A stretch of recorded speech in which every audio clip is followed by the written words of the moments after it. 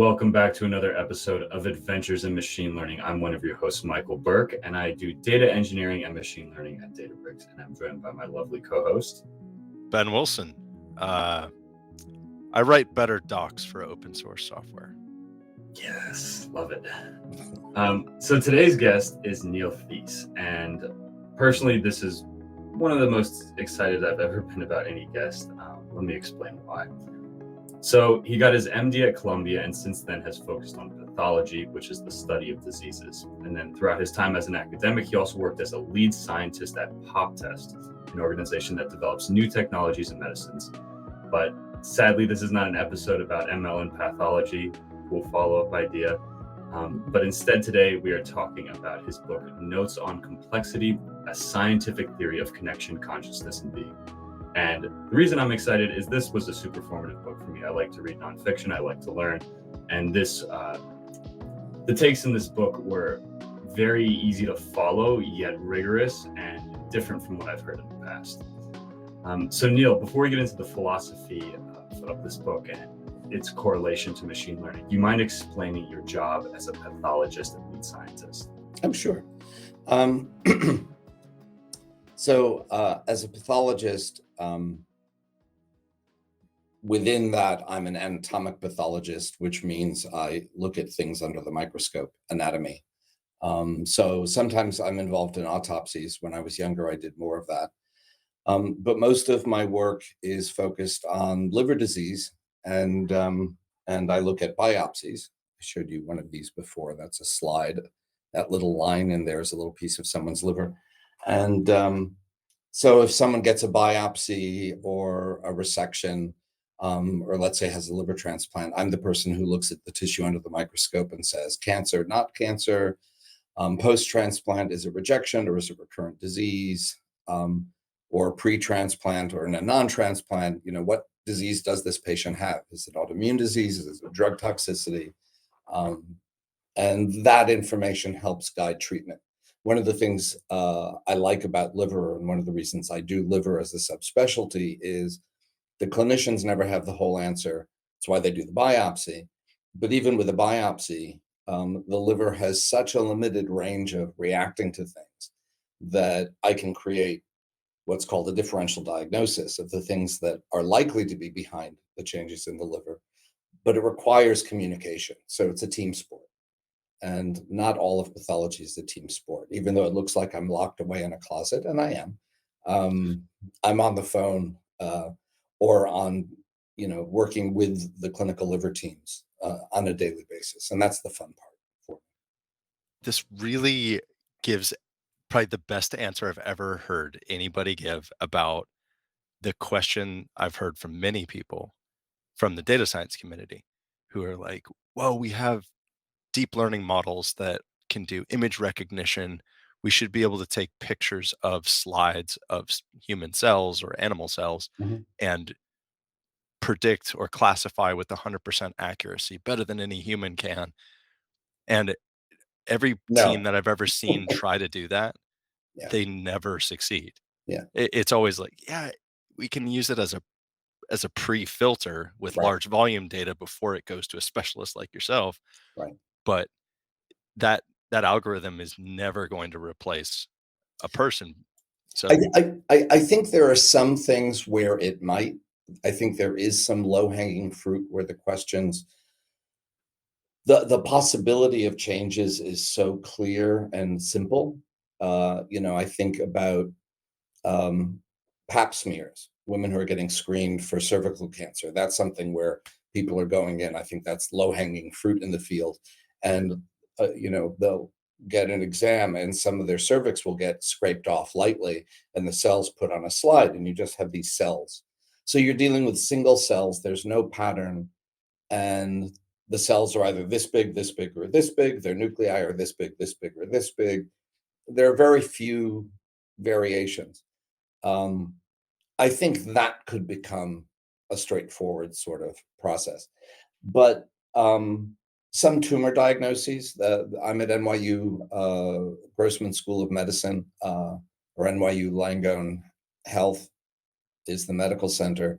And we have an active AI division, and they're looking at tumor diagnosis. So if you know that this tumor is from the lung and we put it in the machine and it has these features, can we, make a diagnosis? I think that's probably going to be likely, at least as a pre-screening thing, as you said, but malignant versus non-malignant.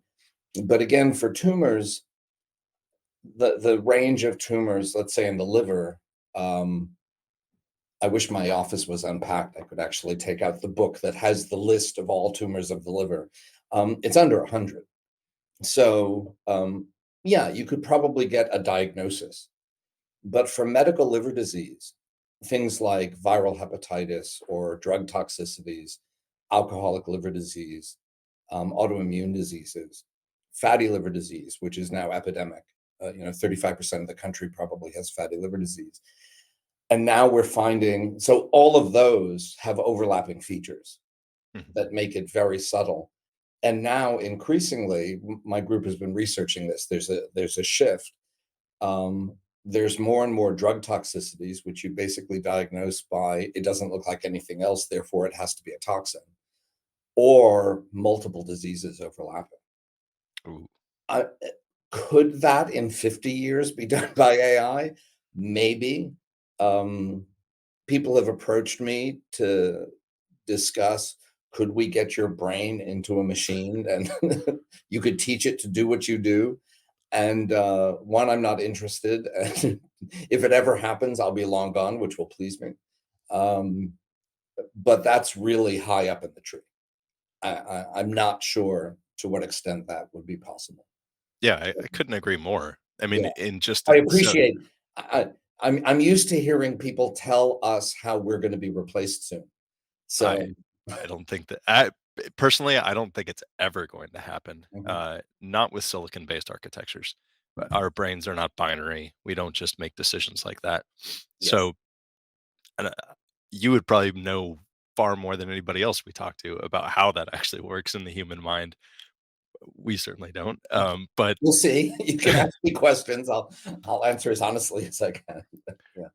but just in a couple of minutes when you're Mhm, explaining that, that's you gave us the not just the 50,000-foot view, you gave us the 50 light year view mhm, of the complexity associated with one particular pathology mhm, diagnosis. mhm, And you were drawing on almost limitless stores of your own personal knowledge and the knowledge of everybody who came before you who did research to to contain all of that knowledge. And it's not just the knowledge in one person's brain. That's mhm, you also knowing where on your currently empty bookshelf, but soon to be completely filled bookshelf, mhm, where to go to look at for that exact information to get the mhm. correct answer, and then use intuition and deep wisdom to say, I have a hypothesis that this is what's going on, but you're probably comparing in your mind hundreds of thousands of possibilities without even being aware of it.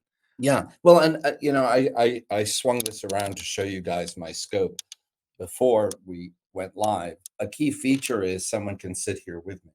Mhm. And pathology is not taught with books. It's not taught with a machine. It's not taught by online teaching. Those can be used to supplement it, but it's an apprenticeship. And I sat on that side of a microscope from my teachers. I could show you. Sometimes we have multi-headed scopes where you have 4, 6, 20 people sitting around a microscope while one person is driving the scope, as we say. Um, and I spent hours with my teachers looking at slides, learning to see them as they did. A real transmission of experience and knowledge and practice, not just a bunch of facts. I memorized some pictures so I can, answer the questions on the exam. Um, and those subtleties.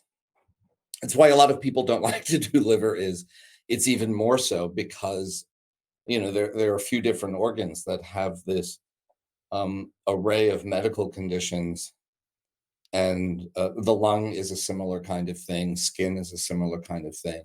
To go into those, you have to be ready to be part of a team and know that you can't have the entire answer. But like I said, for me, that's the fun. For some people, that's the nightmare. I want to look under the slide. And there are days I come in and I'm like, please give me simple cases. Please, I really just straightforward history, straightforward diagnosis.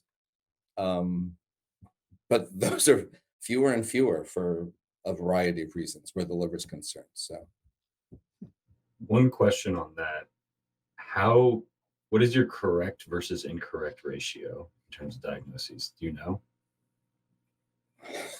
Or what is like a typical one in the field? it better be close to 100% correct. Wow, okay. You know, I mean, this is one of the things that makes pathology particularly challenging in a way that's sort of hidden.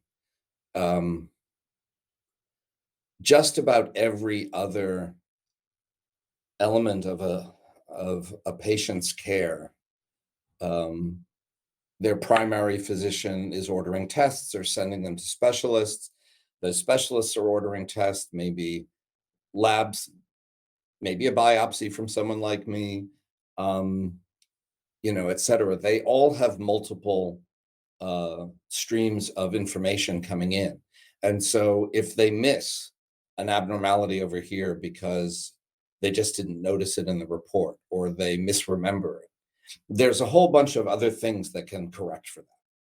So there's self-correction in this web of interactions and diagnostics that keeps you from making a mistake. But if I'm on call for what we call frozen section diagnoses, so there's a patient on the table in the operating room and they don't have a pre-op diagnosis of a tumor being benign or malignant, and let's say a breast tumor, and for some reason they couldn't make the diagnosis beforehand, they'll do it during the operation, send the tissue down. In order to turn it into a slide, we have to make the tissue stiff enough to cut it very thin.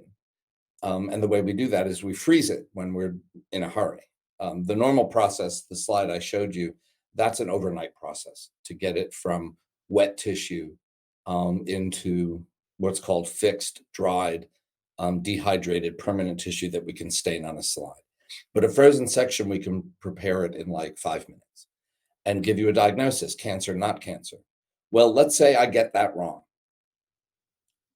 Let's say I call it benign and they leave it there and they only bother to check it again when it seems to grow too fast. But in that week or 2 week or 1 month interval, now it's spread. So that one decision. Or I say it's cancer and they take the breast off and then we get the sections, the permanent sections, as we call them, with more detail. And it's like, no, it's a benign mimic of a malignant cancer. Then we've taken a limb off someone. So there are these moments for a pathologist almost on a daily basis where I don't have the luxury of having wiggle room. And it can be fraught. It can be a scary thing. A lot of us will lose sleep over, did I call that right? And you won't know. We all sort of, I have never, to my knowledge, I have not made any clinically significant cases, mistakes. None of them have come to my awareness. But I have heard from my mentors, and now I'm starting in my 60s to experience it. On the one hand, I've got this depth of experience that gives me a confidence that I know what I'm doing. But you're going to make a mistake sometime. It's the odds, right? I've been doing this for 35 years. I'm starting to get nervous that the mistake I've avoided, assuming I have avoided making any, may be sooner than later. And I'm getting more anxious, not less, as time goes by. And there are a lot of pathologists that, as they get older, get more hesitant as a result of that. So thanks for reminding me of my current state of anxiety. Anytime. I have an So odd sort of so we do quality assurance and quality assessments all the time. We review each other's cases all the time. A certain percent are always seen by somebody else. So we're looking to see systematic mistakes or systemic mistakes. We're watching that all the time. Do mistakes happen? Sure. They should be extraordinarily rare, like 1 in 10,000, 1 in 100,000. odd question for you. Yeah. Uh, as being somebody who, not from the negative perspective of thinking of, Hey, I'm holding people's lives in my hands if I make a Mhm. mistake," but more on the flip side of that coin, realizing that the things that you do day in and day out are fundamentally changing probabilities of humanity to do or not do certain things, right? A decision that you make could, you know, save the life of somebody who's going to make some great discovery for the benefit of all mankind, right? Mhm. You never know. Like, people get sick. They have to, have an adjudication by you and other members of your staff that are doing similar stuff. Does that ever weigh on people's consciousness? And if it does, do you all sort of endure that burden just by the fact of having community of people that are sharing in that experience? Um, the way you phrased it, that's not a burden. That's the gift of being able to do this. Um, I'm going to get all choked up. um, I'll get called in the middle of the night for a transplant related question. Um, Usually in the middle of the night, it's a transplant surgeon who they have a donor organ and they're not sure whether it's usable or not. And um, it looks funny, or the numbers um, of the donor, the liver tests were a little abnormal. And so they want to do a biopsy and check it. And and that can happen like 11, 12, 1 o'clock in the morning, because the the donor harvesting, that's the word, organ harvests happen overnight. So the surgeries can start in the morning. And a surgeon will get me on the phone and send me. I mean, it used to be I had to come in and do a frozen section on a donor liver in the middle of the night. Now, someone makes the slide, takes pictures of it, and sends it to me on my phone. So I can be lying in bed, or I can be buzzed while I'm, finishing up at the theater. And I never feel burdened by that. I feel like, what a privilege. Me and the surgeon talking about this situation. And often the surgeon in transplant, it's really interesting. They know what they have an instinct for what, whether to use it or not. And I've learned with the best of them, and those are the people I work with. Those are the people who are successful in a place like this. Um, I've learned over the years, it's not up to me to tell them what's in the biopsy. I'm really holding their hand to make them comfortable following their instincts, because their instincts are usually right. So I provide crucial information often, but I never feel that's a burden. Uh, my editor for my book is constantly asking me, "They didn't call you in this week, did they?" And she thinks it's like that. I keep telling her it's not a bad part of my job. I feel so profoundly useful, and it's such a privilege to participate in that kind of thing. But I would also say that there's no one that isn't potentially having that kind of impact on the future course of events or the future course of any individual, because we never have any clue as to what the small ripples are of any action that we take. Um, so there's nothing, what the gift is. I'm aware of it, Yeah. and people treat me like they're aware of it. So, there's there's a little bit of privilege here, like, oh well, Dr. Thies. The only thing I don't like when people call me Mr. Thies is, to me, that's my father. I'm like, that just confuses me. Um, it's a mistake to think that I'm having more impact than many, and someone who's an engineer is having less, or someone who is retired and just walks their dog. Um, I had this aunt. You'll see that, you ask me any question, I can go on for half an hour. So you can feel free to stop me or edit, you know. whatever you want. But I'll finish with this one. My mother's eldest sister lived in Fresh Meadows in New York, Hmm. and was really impoverished. And she died at 65 the day her Social Security was finally going to kick in. And that's the Wow. kind of life my Auntie Frida had.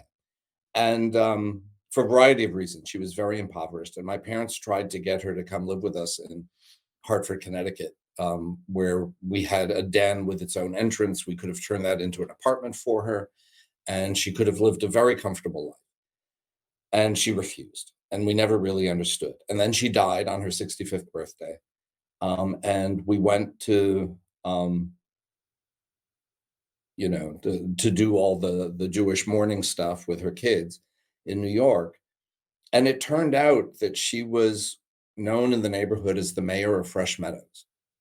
She was on a first floor apartment with a little porch. And when the kids were going off to school in the morning, she was there. And when the kids were coming back from school, she was there. If a parent needed one of their kids taken care of or watched over for a bit, she was there. She had this extraordinarily rich life. But what did she do? Nothing. You know, I mean, the ripple effect of what she did for all those neighborhood kids that had like a safety blanket during their childhood, who yeah. knows Who what that knows? carry on Who is. knows? So you're walking down the street and you take this path as opposed to that path. If I ever let you get into the complexity stuff, the divergent ant thing, which ant finds the next food source while all these ants are busy carrying this food source back from, the sugar cube over here back to the colony. But there's one little ant that's over here wandering around. And I used to think, oh, poor stupid little ant, the one that would wander into my mom's kitchen.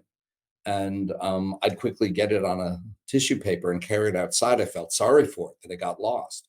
No, that little divergent ant might, if it had bumped into a crumb on the floor of my mother's kitchen, not that there were ever crumbs there, but had there been one, that would have been a home invasion.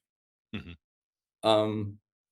But to the outside, that little ant seemed like it was evolutionarily disadvantaged, and let me get it back home.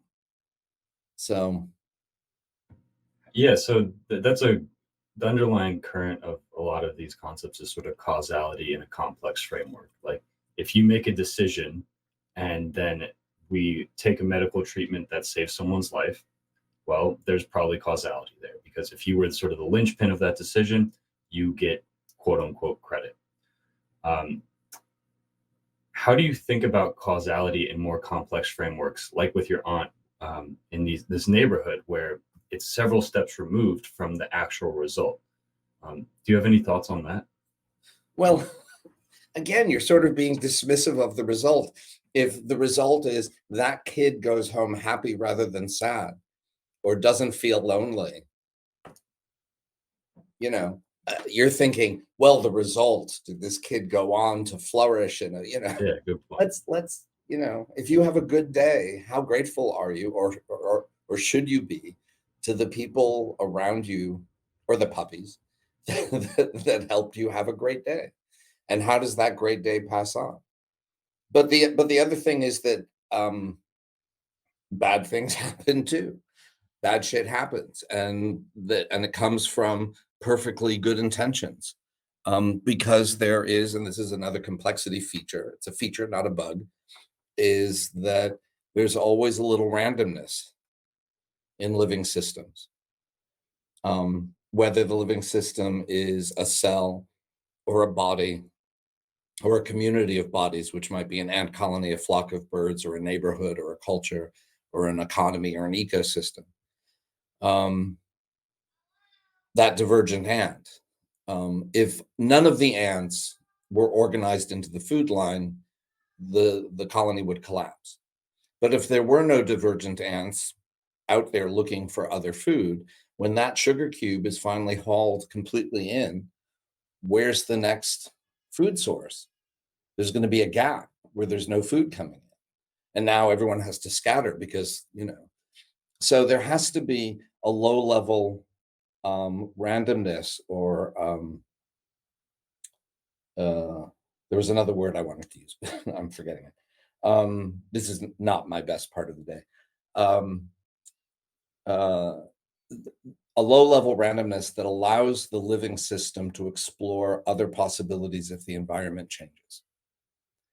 And without that, if there's no divergent and, the system is like a machine. And the environment changes, the food source runs out, there's no way for the machine to change its behavior. If there's too much randomness, then there's no organization at all. So you need this low-level randomness. And one of my teachers and friends, who's one of the founders of complexity science, Stuart Kaufman, refers to the cloud of possibilities for what the next moment might be, that derives from this limited randomness. He talks about that as the adjacent possibles. What's possible for the system in the next moment? And some of those possibles will lead to further creativity, adaptation, and flourishing. Some of them will lead to mass extinction events, and that we can talk about why that possibility is inherent. But the key thing here is that it's not an infinite array of adjacent possibles. It's not infinity. It's a constrained array. And that's where the creativity and adaptability of living things comes from. And it's not predictable.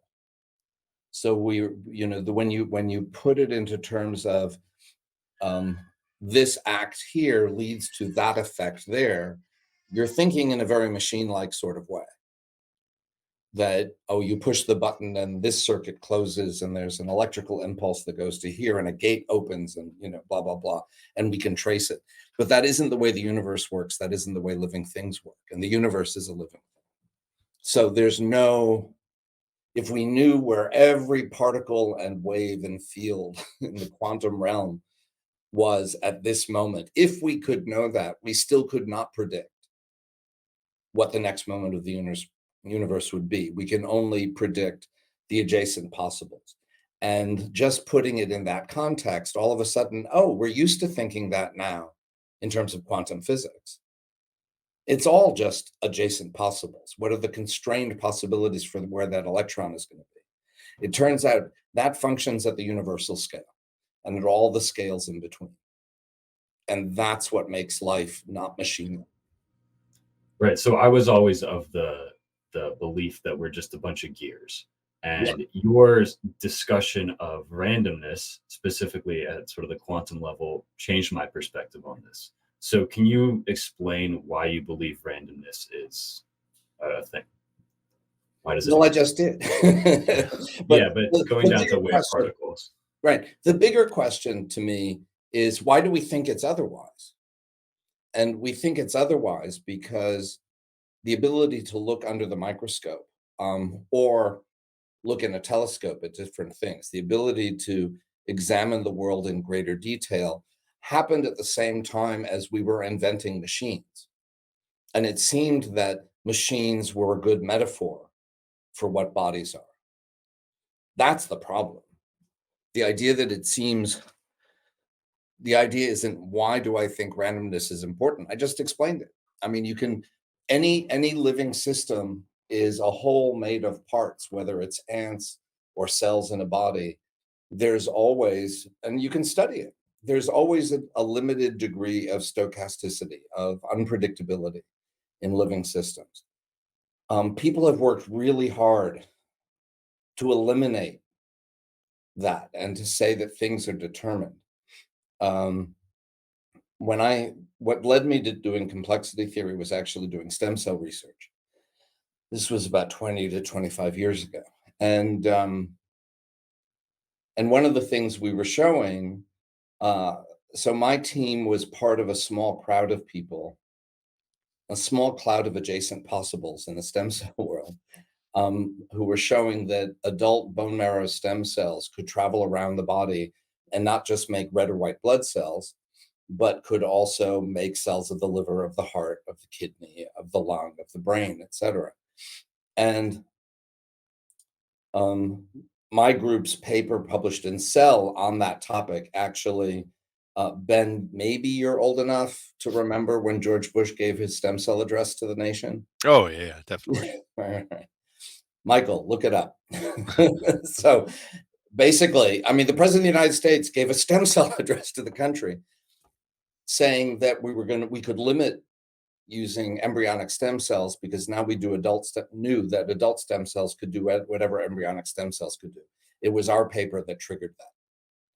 So unexpected consequences, adjacent possible successful publication to make my career turns into something that winds up being of use to the anti-abortion lobby in the country, and eliminates, throws a monkey wrench into all stem cell research for the next 2 decades. So that sort of thing happens.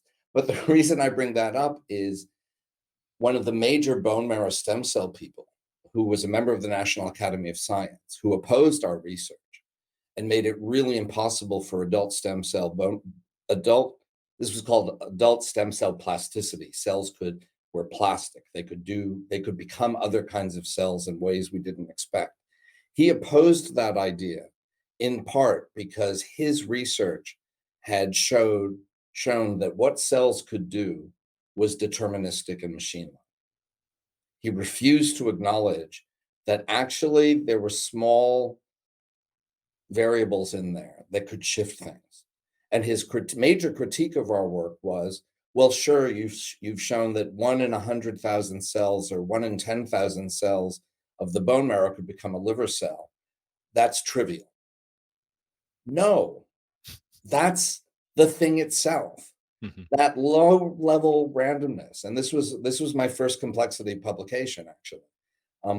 That low level randomness, precisely because it was low level, is what made it vital, literally vital. It made us a living system. And no one talks about determinism in cell differentiation anymore the way he did. But no one's doing stem cell research like might have happened had he not tried to interfere and George Bush gave this address, etc. Would you say that all sort of foundational and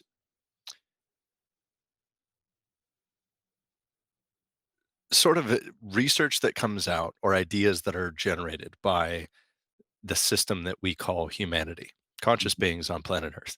Mhm. Do you say that every major, finding that happens is due to some level of that low level randomness? When we look at our species as a whole, as an organism on this Yeah. planet, effectively, it's not that every single person that's living on this planet is having epiphanies every single day, and we're selecting for the best ones that are going to win out. A lot of people are living their lives. They're doing the things that they normally do. People live an entire lifetime without, coming up with anything that fundamentally changes anything apart from their neighborhood or their town or something, their immediate community. But there's somebody who has a president talk about his research, or somebody that has an idea of, I'm going to put, you know, humans in a rocket and fly them to the moon or to Mars, or, these things that are very big. Would you say that that would constitute that sort of random perturbation within the Sure, species? sure. I mean, how did I even, you know, any discovery, uh, and I put it in air quotes because it makes me uncomfortable. I have discovered some things that other people, well, it belongs in air quotes because I don't know that someone else hasn't discovered them, but they didn't get to publish it. Right. Um, but why did I see this thing versus that thing? And the stem cell stuff has been disappointing because I think stem cell research has produced very little compared to what we thought it might produce 25 years ago. And a lot of what it has not come through with is because of the politics that developed around that interfered with its proper development. Now, more recently, I was lucky enough to have another discovery. Um, and this was reported in 2018, where my group showed that there are these fluid-filled spaces in connective tissue of the body that we didn't think were there. Um, and there are things called interstitial spaces or an interstitium, the spaces between cells, excuse me, between structures in the body. And it turned out that those are very tiny. And what we were showing were much larger. So we said these are a new kind of interstitium. And it got reported out as that we had discovered a new human organ, and that went viral for a while, and now 5 years later, I can mention this, and people who were alive back then are like, "What? I don't remember that." But for the 2 weeks after, um, 3 times taxi drivers in New York looked in the mirror and said, "You're that new organ guy, aren't you?" So that's my definition of viral. So it went viral. Um, there were a lot of angry people in the world when we published this because in the world of osteopathic medicine, and what we think of in a medical center like this as traditional Western medicine, that's referred to as allopathic. The osteopaths, which is an American, a Western tradition, but did not win out in the competitions, they've been talking about fluid and tidal forces in the body for 50, 60, 70 years. And people who do body work, intimate, therapeutic body work with people, cranial sacral practices or Rolfing, they've all talked about fluid in the connective tissue. So they were really pissed off that we're saying this is a new thing. But in allopathic medicine, it wasn't a new thing. I mean, it was a new thing. It took me a while to realize I didn't know about their stuff, not because they didn't publish it, but because the allopathic community would not publish it. Right. Now, I was in China because of my liver pathology work, and when that was happening, and they asked me to present to a bunch of Chinese doctors about that work. And one of the doctors in the audience, who was a liver doctor, I'd already met him about liver stuff, but he was also one of the higher ups in Chinese traditional medicine, their version of sort of the NIH of traditional Chinese medicine. And he had the first question to me out of respect for his position. And he said, "So how have people responded to your interstitium work?" And I said, "Well, generally, it's anatomy. You can't design an experiment like you do with stem cells and show it's not there because it's just anatomy." But there are a lot of people who were angry because we reported it as new and they'd known it for 60 or 70 years. And he laughed and said, "Yes, and we've known about it for 4,000." So, and it turns out to be true. And it turns out that a lot of what they've been using a metaphorical language to describe in traditional Chinese medicine and acupuncture and energy healing actually maps very specifically to these anatomic structures which we're defining. So, so what gets known? The only reason we went viral that week is because Stephen Hawking died 2 weeks before. There was no science news of interest the week our paper got published. And because there was a hole. So, here's a new human organ. Let's publish that. And suddenly, So there's always randomness. Why did I discover the interstitium? Because I was a liver pathologist at Beth Israel Hospital, and I was hired there by the head of liver disease there because he wanted his own pathologist in the suite of offices where the other hepatologists, liver doctors were, as well as the GI fellow trainees, so that they gave me my own multi-headed scope and I could teach them liver disease at the microscope, but within the GI division of the Department of Medicine. So because I was there, these endoscopists who I was working with also in the same suite, they had a fancy new endoscope that allowed them to look at the microscopic level in human tissues. And I'd been there already at this point for 14 years. But they came in and said, when we looked in the wall of the bile duct, we saw this funny structure. What is this? And I had no idea what it is. And tracking that down in the middle of the wall of the bile duct turned into this body-wide communication network. That all because I'm a liver pathologist who got hired by a creative hepatologist who wanted me to teach his trainees. And a very large anatomic discovery was made because of that. Anything you guys have done, track anything you're proud of as an idea you had, a creative moment you had in your career. Um, where did it come from? Can you pinpoint it?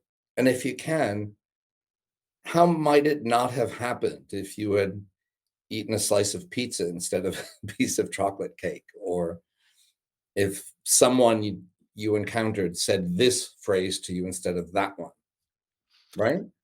I've always found that, and I've had this exact conversation about this exact question with many people over the years, who have asked that, like, how did you figure out this thing? Or how did you Mhm, do this thing that you did? And my answer has always been fairly consistent in that it wasn't me. It was the people around me who were listening to my ideas, telling me which ones are good and bad, because I can't self-select on that stuff.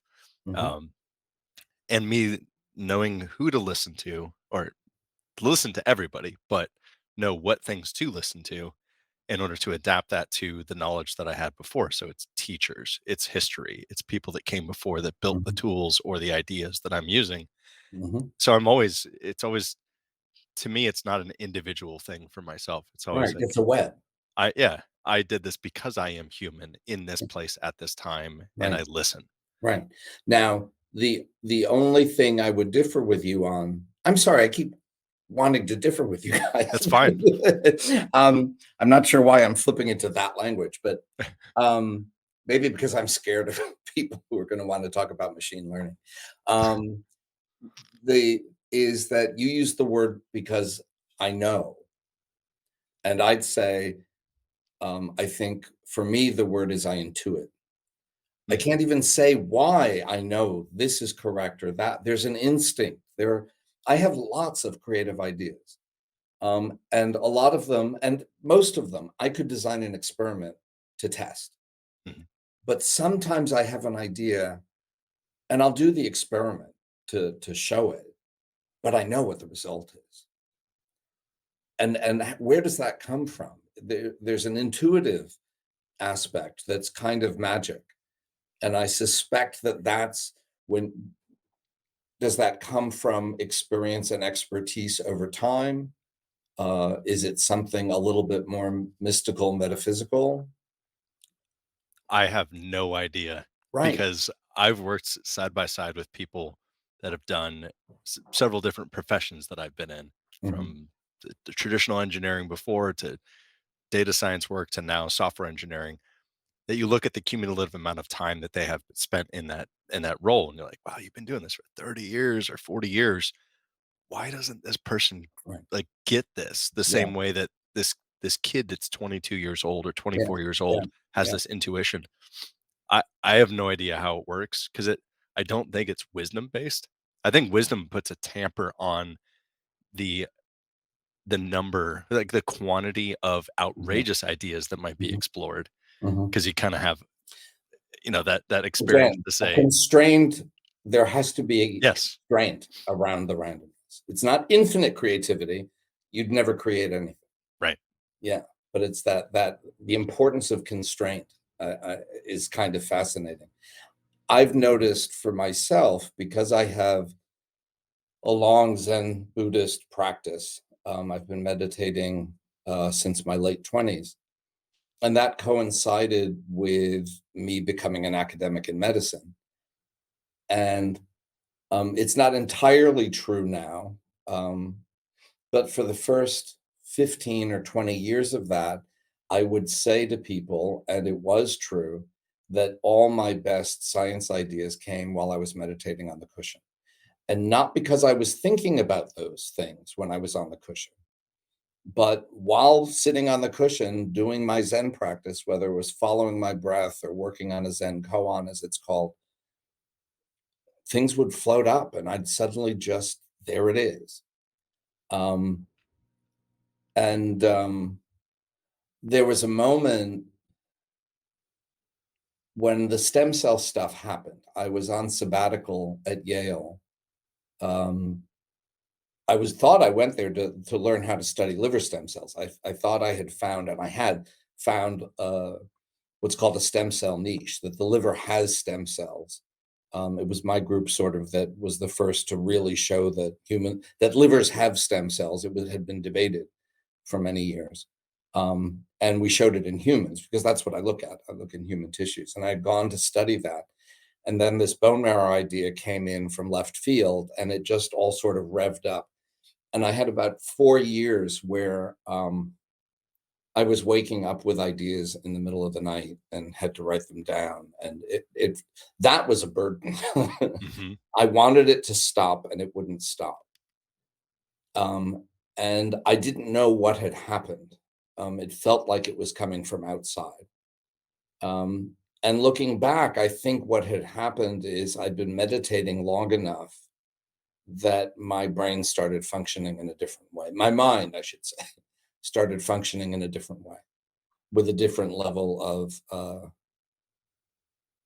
speed and creativity. Um, and I'm still kind of dealing with that. It's my husband took note of it at the time, and there's a question: when am I going to stop? That's why I actually having my strokes back in February was kind of fabulous, um, because the universe said stop, and I did, and learned. The only way I could stop before was smoking pot. If I smoked pot, then I couldn't remember what I was just thinking, and then I would stop. But I can't smoke pot like I used to. So I mean, Michael's heard me talk about a similar thing in the past about intuition when it arrives, and I've coined it as sort of the shower thoughts. yeah, So I used to yeah. keep a grease pencil Mhm. in my shower years ago, just in case I came up with a solution for a coding problem or some sort of like business problem that I was Mhm. working on. I would be able to just fill an entire wall of the shower with Love that. notes On or the code. tiles. Yeah. And sometimes I would actually go in later after getting dressed and everything, go in and just take pictures of code that I wrote Right. and Right. transpose it onto Right. into a computer. Not that it always worked, but sometimes it's just a directional idea of how to Right. solve some complex problem. And Right. I've always had that same sort of uh, experience that you described. Uh, in my 20s, I was doing a similar thing too, meditating every day, Mhm. um, and that sort of trance-like state that you get into with uh, with doing like intense meditation. Yeah, it sort of frees your mind in a way where you're completely relaxed and your mind can just wander places that Yeah, you get out of normally your go. way. Yeah. Yeah. Yeah. Oh, that's I love the image of you in the shower with a grease pencil. Yeah. I've gotten to the point where, yeah, I used to, like I said, I would get up at 3 in the morning, and Mhm. I really don't like to get up at 3 in the morning to write something down. And now I've just gotten so over it that, I'm like, if I could do it once, I'll do it again. Yep. And I just like, and writing the book, there were often things where, oh, I'm out on a bicycle or I'm on the cushion meditating, and like this great sentence would come to me. And I'm just like, whatever.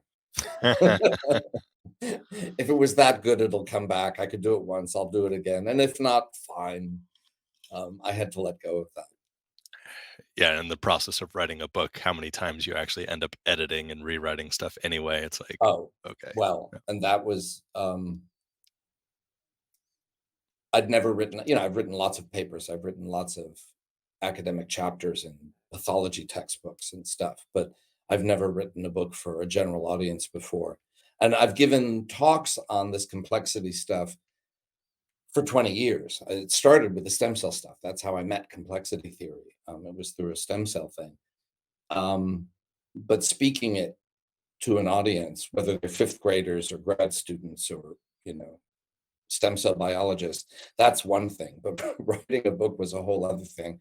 I had to learn, and I never took English in college. I was too busy being a pre-med, pre-rabbinical, computer science geek.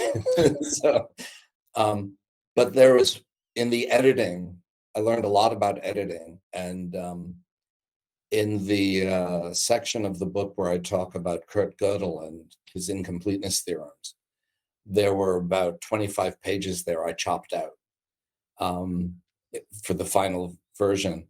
But there was one sentence in there that I thought that's one of the best sentences I've written in the book. And if I hadn't written those 25 pages, I would never have gotten that sentence. And I suddenly felt like, oh, it's worth it. And that's being a writer. Do you remember what it was? No, That's awesome. I Of course just not. remember the experience of it. I think I have a guess as to what it was, but I'm not sure. But in that moment of cutting all those pages, I was just so grateful that I had found this sentence.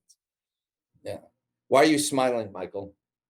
It's just I I have so many freaking things to say right now, but I'm just shutting up and listening. And it's No. We've been talking for a really long time. yeah, no, that it's just nice to see a lot of things that I've been thinking about and have been learning about. Like validated is the wrong word, but see other people come to this from a very different background, come to similar conclusions. Um, the shower thoughts and the meditation thoughts, that brings me back to Brene Brown's book, Learning How to Learn. It was super well timed. I read it, I think, as like a sophomore in college, and I was sort of struggling to figure out how to deeply learn a concept. I had always learned to pass tests, and then I had side projects to actually learn things. And she discusses this concept of focus mode, where you're sort of very keyed in on a single problem. And then when you need ideas or sort of the gestalt aha moment, you take a step back, go for a walk, go on a run, meditate, shower, and that lets your mind relax and enter a diffuse mode of thinking. And I think meditation adds another level where, as you said, you get out of your way and you can really like move around your mind and the idea space that you've just created via the focus mode. You have a lot of like raw material to play with. And so it's just really cool to hear. But I wanted to ask something that Ben, or to focus on something that Ben mentioned earlier, and Neil, you agree with, which is sort of silicon-based systems will not be able to replicate this focus and diffuse mode and maybe come up with creative artificial general intelligence. Why? So,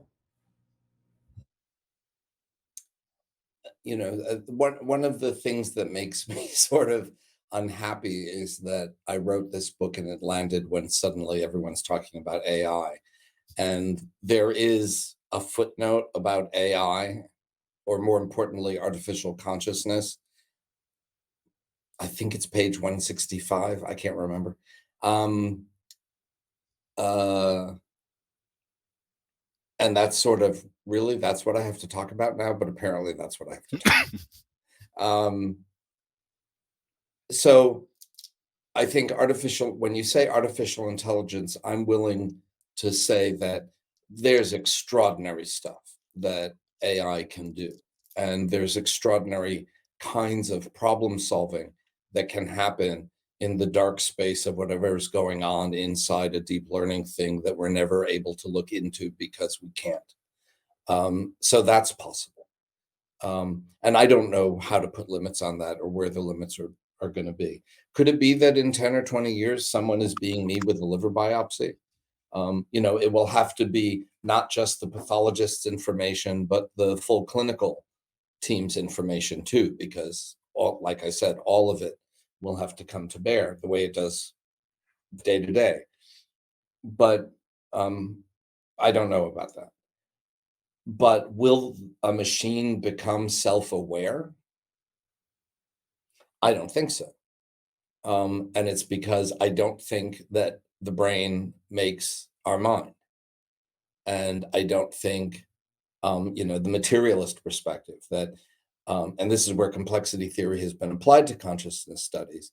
Um, Complexity talks about the emergent scales, larger scale structures that arise from the interactions of the ants at the lower scale.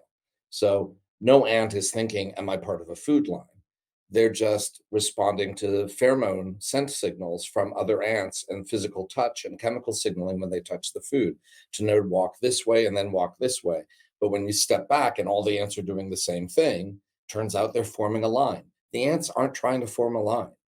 Each ant, any more than any human, is really, we may think we're trying to do shit, but we haven't got a clue. So that's called emergence. And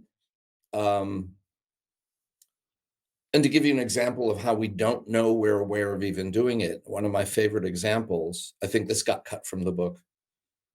I have to reread the book now because I can't remember what's in it. Did I talk about the ants going up the wisteria branch in Kyoto? Do you remember that, Michael? I don't, but that doesn't mean it wasn't in No, I think it's because I think I cut it out. So I was in Kyoto for a liver conference, but I was on the turf of a Zen temple there because I was doing that stuff too. And there was a thick wisteria branch, and I noticed it sort of like was moving. And I looked in more closely, and there were two lines of ants going up the outside of the branch, and there was a line of ants coming down the branch. And I thought, oh, that's cool. Emergent properties of ants moving up the branch. And then I got home to New York, and I live on the Lower East Side. And I was coming up out of the subway at Delancey and Essex subway stop. And there's one part of the station where the staircase is a bit wider than staircases in the subway usually are. And it was rush hour. And there were two lines of people going up the stairs and one line of people going down the stairs. Emergent property of New Yorkers in that subway station on a staircase that wide. It seems like magic how this happens because no one's planning it. There's no top-down planning. The magic of living systems is that it's a bottom-up phenomenon, that what looks like a well-designed functioning body is happening just because each cell is doing what it's doing with its neighboring cell and the interstitium between them. So when people look at consciousness in the brain, it seemed like, well, obviously, mind is this magical thing arising as an emergent property out of how neurons are signaling to each other and chemicals are signaling, et cetera. All the parts of the brain are creating something larger than the whole, which is, that's the cliche, which I use in the book. In complex systems, the whole is always greater than the sum of the parts. In this case, mind, greater than the sum of the parts of the brain. But the problem with that is what's known as the hard problem of consciousness, which is no one in cognitive neuroscience, whenever anyone in cognitive neuroscience is doing any sort of study of the brain, let's say fMRI or EEGs or whatever, and they can say that, for example, you look at the classic example, you look at a red rose, there are photons bouncing off the rose that correspond to the frequency of red light. They hit your retina, they cause a chemical signal in the cell, which leads to an electrical impulse to the back of your brain, blah, blah, blah. And you see the color red. Now close your eyes and imagine the color red. There's no photon, there's no structure, there's no sequence of events, but you're having the experience of redness. When your eyes are open, all of that stuff is happening, but that doesn't explain the experience of smelling the rose or seeing the color red, et cetera. And so whenever you read any one of the hundreds of thousands, maybe millions already of studies, they always talk about neural correlates of consciousness. They don't say this part of the brain causes consciousness. This part of the brain contains the mechanism whereby we have that experience. We simply know that when the brain does this, we have an experience. When we have an experience, our brain does this. So there's nothing that shows that the brain makes mind. And so people have suggested, well, maybe mind is something that happens at smaller things. Maybe cells have mind, and it's the aggregate of cells that each of which has a little mind. And so that's a complexity sort of thing. Oh, little conscious cells self-organize and give rise to emergent big mind. But that doesn't explain the hard problem either. So some people have moved down in scale and say that, well, maybe there are some particles at the quantum scale that convey mind. Some people say that space-time itself might actually be what is producing mind. There's proto-consciousness in space-time. But that just moves the hard problem down to smaller levels of scale. The third possibility is that mind comes first. And this is exactly what the founders of quantum physics, with the remarkable exception of Einstein, said. Planck himself, Max Planck, who that he could be this creative in his day and age, at his age, is kind of astonishing. But based on quantum physics, the problems of how a conscious observer changes the outcome of an experiment, a conscious observation changes the nature of reality. He said there's no getting behind consciousness, meaning consciousness precedes the fundamental nature of reality. And this aligns with Western philosophy from Plato down to Spinoza, Kant, Hegel, etc. It's only our mechanistic, Newtonian mechanical view of the universe that says everything that is a machine that implies that no, all of this must make mind. And complexity theory feeds into that too, which is a part of what I get into in the book. And I mentioned Kurt Gödel before and his incompleteness theorems. And that feeds into this too. All lines of contemporary scientific and philosophical thought in our own Western tradition points to the fact that mind comes first. And then if you're a Zen student or a mystic and you have direct experiences of when I go into my mind deeply enough, there can be no, if I want to study my mind, I can't do it like a scientific experiment where I have, here's this slide and I'm here observing the slide. In quantum physics, we know that a separation of subject and object, the experimenter and the object of study, there is no separation at the quantum level. Well, when you're studying your own mind, there can't be any separation either. And the fundamental nature of mind when you look inwards turns out to be non-separate, non-dualistic. What comes first is pure awareness, which gradually starts to become aware of itself. And in that shimmying into subject and object, what's required to have a subject and object? Some sort of dimensional split, some separation where you can say, this is me and that is not me. And that's where dimensions come into play, space and time, and who knows however many. And so I can argue, as I try in the book, to say that non-dual, pure awareness in which there is no subject-object split, as it becomes aware of itself, that gives rise to dimensions, meaning space-time. And we know from quantum physics that space-time is not empty, it's an energy-rich field. And we know from relativity that energy and mass are the same, and that energy-rich field gives rise to the quantum foam, whatever the smallest entities of existence are, no agreement on that. And those give rise to subatomic particles, atoms, molecules, and the whole universe. So you can build a very coherent structure that mind is what comes first. And the brain or pieces of the universe don't make consciousness. And so no computer just doing straightforward algorithms is going to become conscious. That doesn't mean, and this is my footnote, that doesn't mean that there isn't a structure we could build that could do what brains do. What brains do are like a radio which transduces infinite radio waves into sound. You know you can turn your computer on to give you a light show instead of sound, or do both. So however you transduce it depends on how you program that transducer. So I would say our brains are not producing mind, our brains are transducing the fundamental consciousness, big C consciousness, into our small consciousnesses. How does it do that?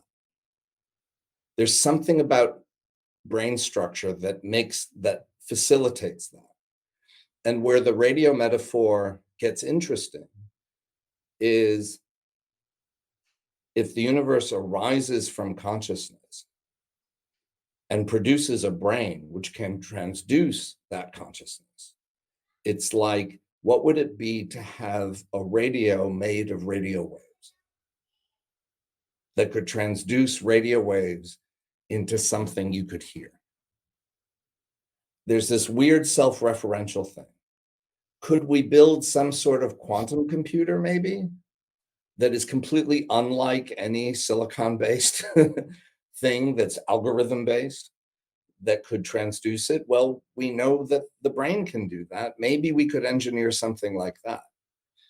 But is this kind of AI, which is just hyperkinetic formal programming, algorithmic programming, is that going to become conscious?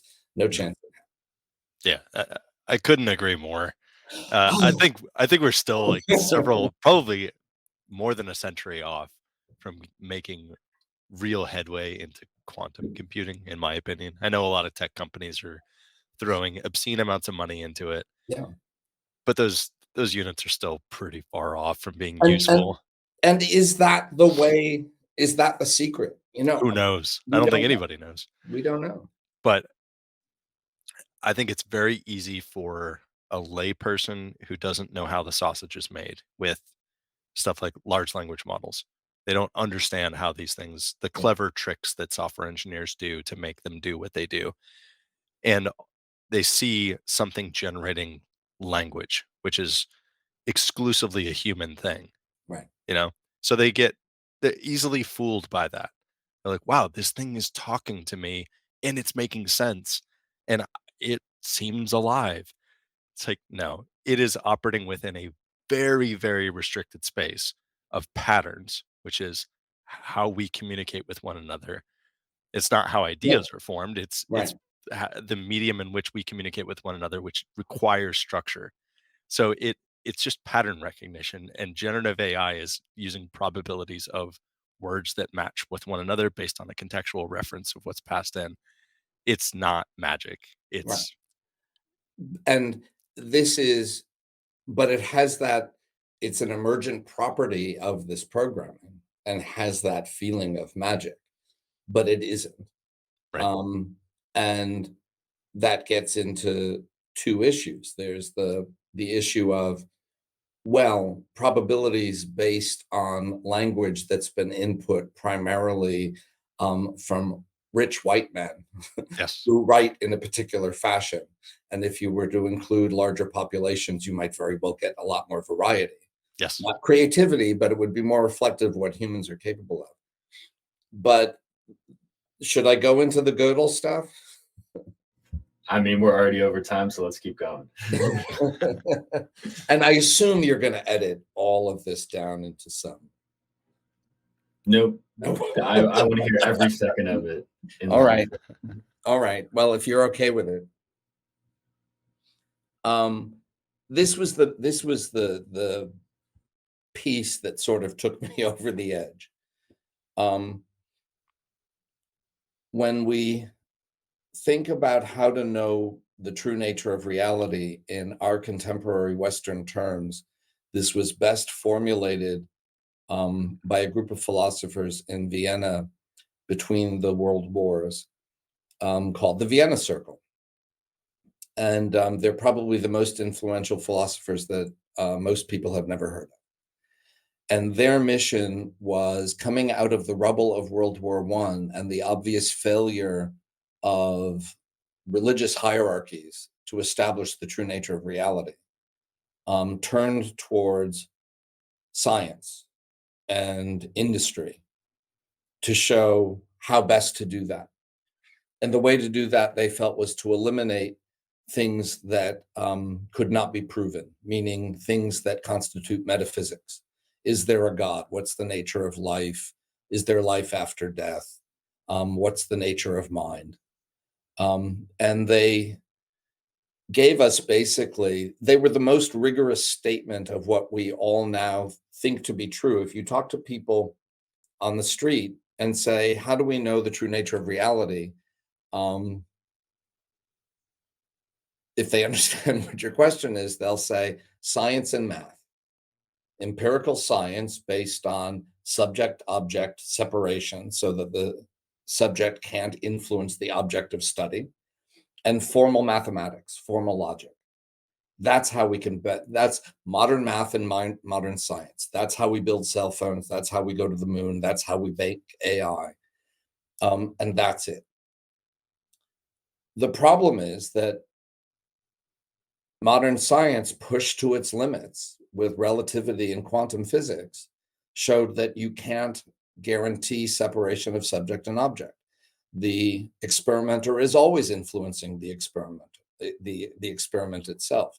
So the rug is pulled out from empirical science as actually being a definitive way to understand the true nature of reality. So at least that leaves us with formal mathematics, formal logic. This is where Kurt Gödel comes in.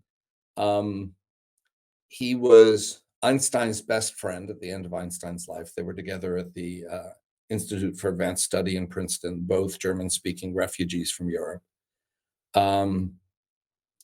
And he was a member of the Vienna Circle, but like its youngest member. He was brought in because he was recognized as being insanely smart. But it turned out he actually didn't agree with what their mission was. And his basic frame of reference goes back to Plato. The Vienna Circle and many philosophers down through the centuries would argue, did humans create numbers? Or are numbers something out there that we discover? Someone discovers a new theorem. Was that theorem out there, or did they invent the theorem? And people who believe in formal logic as a fundamental way to argue the true nature of reality, mathematical reality in this case, said, no, we invented numbers to count bushels of wheat or whatever, or stars. And then we invent all these formal proofs and theories, etc. And the way mathematics work is you have a hypothesis in the form of a theorem, and the sum of any two even numbers is an even number. That would be a theorem that's easily proved, and you make the proof, and you get to more complicated theorems, and you get more complicated proofs, but you can get there and you can prove everything. And if we're really smart, we will have a mathematical description of all existence that functions like a logical machine that gives us the true nature of reality, the way empirical science is supposed to. What Gödel proved is that if a formal system of logic is completely consistent with itself, which is what's necessary. If it's inconsistent, you can prove anything, right? So it has to be consistent. If you have a formal system of logic that involves numbers that is perfectly consistent, there will be things that are true about the system that cannot be proven from within the system. So if a system is consistent, it is not complete. And what the Vienna Circle and the formal logicians back 100 years ago were saying is, that's how you assess the success of formal logic. The system has to be complete, it has to explain everything, and it has to be consistent. There can be no chance for internal contradiction. So he first proved that if you have a consistent system, there would be things that are true about the system that cannot be proven. And on the other hand, if you have a system that is complete, that explains everything, contains the entire universe of knowledge, of mathematical structure, it will always necessarily contradict itself and fall apart as a formal system. So just like quantum physics said empirical science can't work, mathematics doesn't describe the universe either. And what this meant to Gödel is there are theorems out there we can intuit are true, but we can't prove them. Mm-hmm. They are the Platonic ideals that exist beyond the human mind. And we merely find them. We don't invent them. So there's a world of mathematical intuition that exists beyond what we can compute. And when Turing made the Turing machine, this was just an elaboration on Gödel's proof, actually, and sort of a response to Gödel's proof. And we know that turned into computers. At the heart of this is computers cannot do what the human mind can do, because the human mind can intuit that something is true and know it to be true, but cannot prove it to be true using a formal algorithm. Our computers are nothing but formal algorithms. Yeah. Fancy ones, but yeah. Yeah. Yeah. And that sort of brings it full circle to your, like, our initial conversation of being comfortable with diagnosing based on intuition instead of a list of XYZ. Like, you definitely have a list of XYZ, but having the confidence to, at the most extreme scale, determine the outcome of someone's life via intuition. I think that helps back up and make you able to make these decisions via intuition. Well, and that's why medicine is an art, not a science.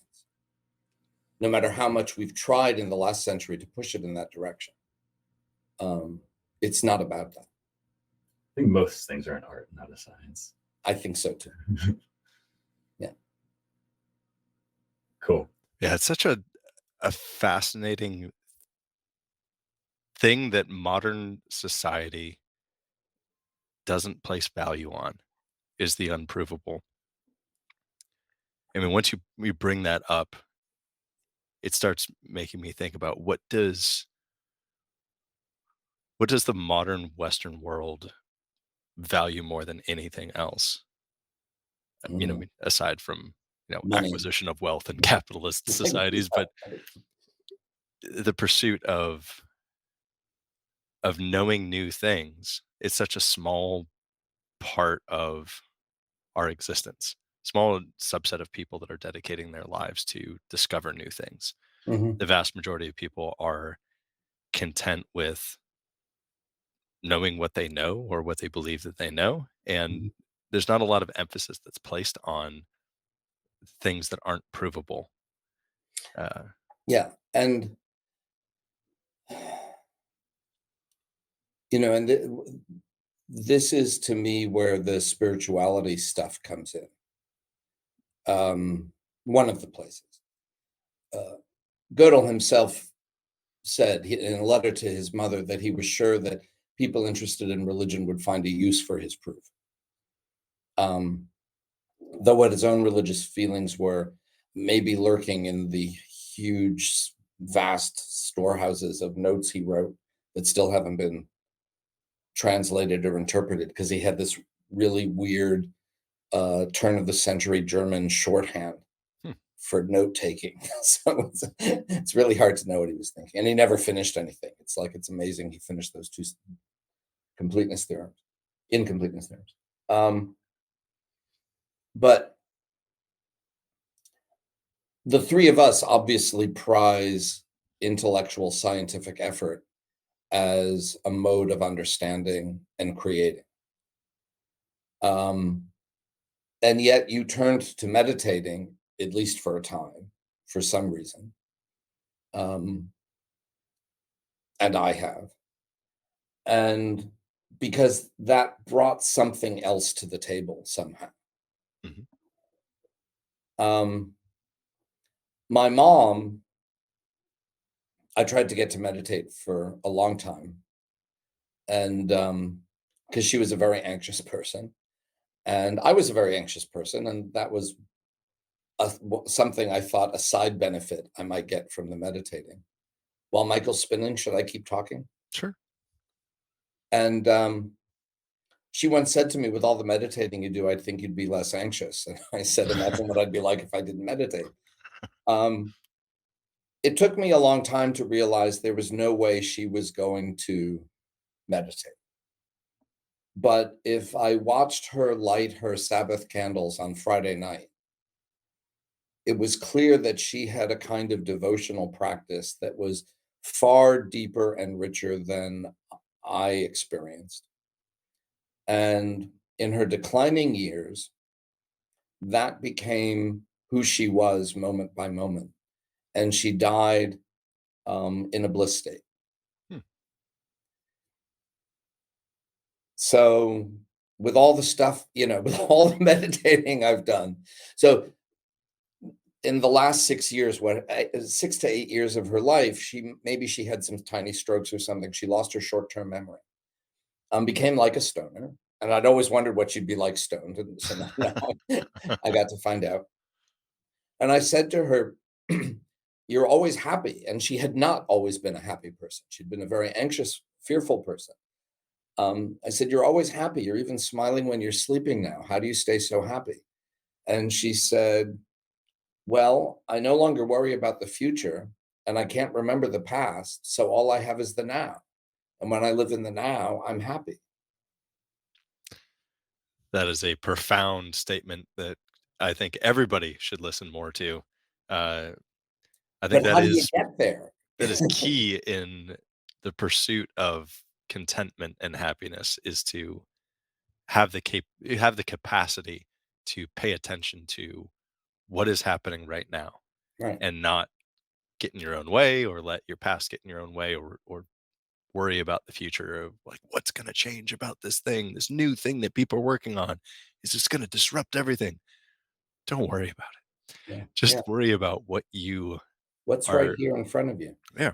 And from what you've both expressed in your working methods, is in part, the sort of stuff you talk about, Michael, in terms of your reading and how that affects you. It's it seems your instinct is to hone, how do I do that? How do I bring a focus and a consistency of effort to this thing I'm working on in front of me here? That seems to be part of the drive.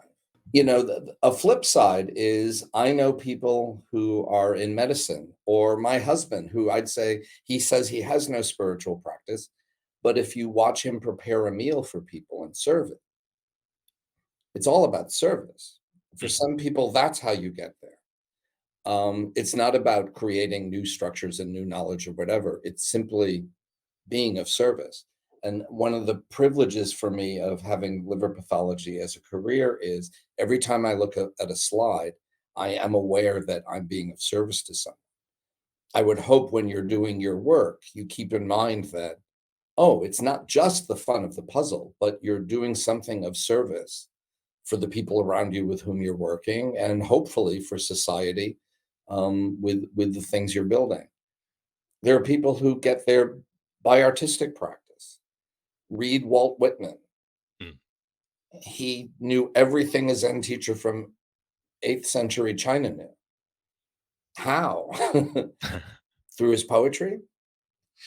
Um, so there are all sorts of ways of being, and there are all sorts of ways of accessing that larger true nature of reality that our culture teaches us to pretend is a machine. Um, the task is to figure out what suits at any one time, which of these helps you get there. And hopefully everybody does get there eventually. Yeah. True. Cool. Well, I will summarize. There's literally trillions of interesting points in here, so just re-listen. But also, there's a lot of things in the book Notes and Complexity that we did not cover that I found very valuable. So I highly Can we recommend. emphasize that the book is only 172 pages of text and it includes Yes, pictures? that's a huge selling point for me. I 400 pages. That's scary. That is daunting to me. Right, So right, right. if you're So I like didn't want to me, write the book. I thought it had to be 400 pages. And it turns out, no, yeah. you can do it in 170. So, Ben, how long was your book? I read that too, but pardon?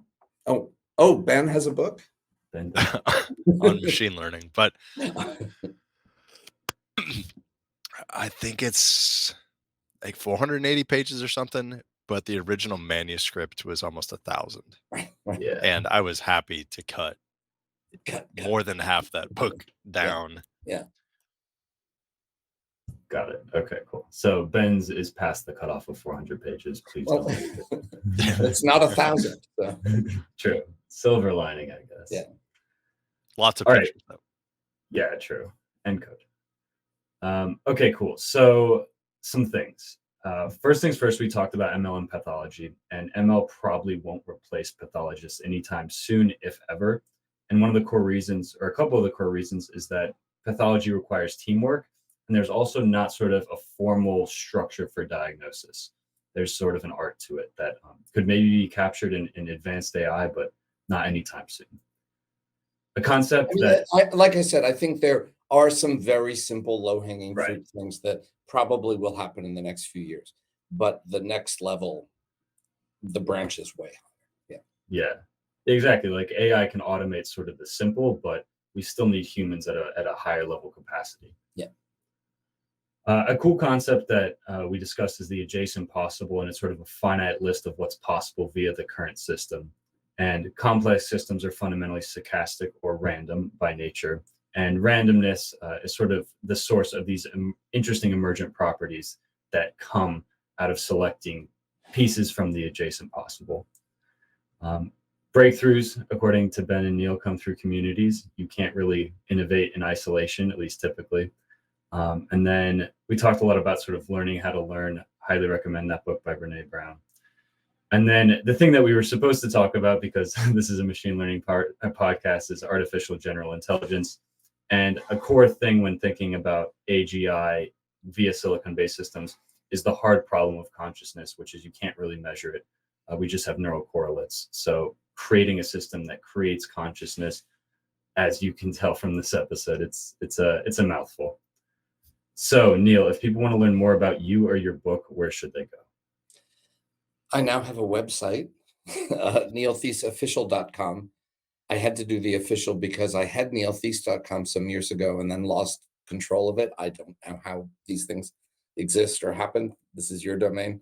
So now neiltheiseofficial.com, which embarrasses me, but there you go. And I've got a million videos online. There's a million podcasts because of the book. But even before the book, there were all these talks I gave. So if you Google me, all sorts of stuff comes up.